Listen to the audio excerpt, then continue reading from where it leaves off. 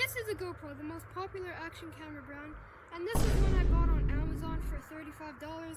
Today we're going to be testing these and seeing what one is better.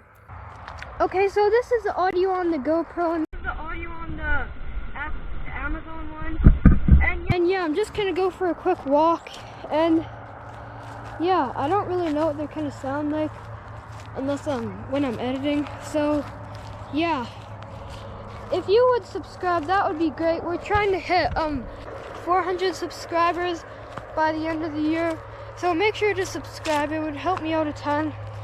And yeah, let's keep walking. Okay, so here's a bunker that I built a while back. It's not a bunker.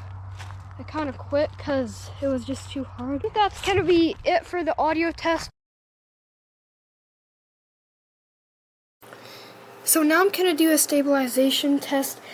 As you can see, the GoPro is doing a lot better than the Amazon one because the GoPro has a stabilization mode so it doesn't shake around as much, and GoPros are kind of known for how good they can stay still, and the Amazon one is just not really that good.